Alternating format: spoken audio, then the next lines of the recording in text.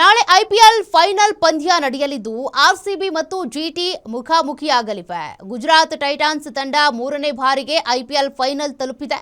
ಇನ್ನು qualifier 2ರಲ್ಲಿ Rajasthan Royals ತಂಡವನ್ನು 7 ವಿಕೆಟ್ಗಳಿಂದ ಸೋಲಿಸಿದೆ.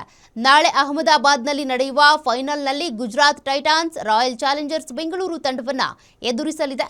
ಮೊದಲು ಬ್ಯಾಟಿಂಗ್ ಮಾಡಿದ ರಾಜಸ್ಥಾನ 20 ಓವರ್ಗಳಲ್ಲಿ 6 ವಿಕೆಟ್ಗಳಿಗೆ 214 ರನ್ ಗಳಿಸಿತ್ತು. ಇದಕ್ಕೆ ಪ್ರತಿಯಾಗಿ ಗುಜರಾತ್ 18.4 ಓವರ್ಗಳಲ್ಲಿ 3 ವಿಕೆಟ್ಗಳ ನಷ್ಟಕ್ಕೆ ಗುರಿಯನ್ನ ತಲುಪಿದೆ. ಇದು ಐಪಿಎಲ್ನಲ್ಲಿ ಗುಜರಾತ್ನ ಅತ್ಯಧಿಕ ರನ್ ಚೇಸ್ ಆಗಿದೆ. ಹಿಂದಿನ ಅತ್ಯಧಿಕ ಯಶಸ್ವಿ ರನ್ ಚೇಸ್ 204 ರನ್ಗಳಾಗಿತ್ತು. ಇದಕ್ಕೂ ಮೊದಲು ರಾಜಸ್ಥಾನ ಪರ ವೈಭವ್ ಸೂರ್ಯವಂಶಿ 47 ಎಸೆತಗಳಲ್ಲಿ 8 ಬೌಂಡ್ರಿ 7 ಸಿಕ್ಸರ್ಗಳೊಂದಿಗೆ 96 ರನ್ ಗಳಿಸಿದ್ರು. ರವೀಂದ್ರ ಜಡೇಜಾ ಕೂಡ ಅಜೇಯ 45 ರನ್ ಗಳಿಸಿದ್ರು. ಗುಜರಾತ್ ಪರ ಕಗಿಸೋ ರಬಾಡಾ ಮತ್ತು ಜೇಸನ್ ಹೋಲ್ಡರ್ ತಲಾ 2 ವಿಕೆಟ್ ಪಡೆದರೆ ಮೊಹಮ್ಮದ್ ಸಿರಾಜ್ ಮತ್ತು ಪ್ರಸಿದ್ಧ ಕೃಷ್ಣ ತಲಾ 1 ವಿಕೆಟ್ ಪಡೆದರು.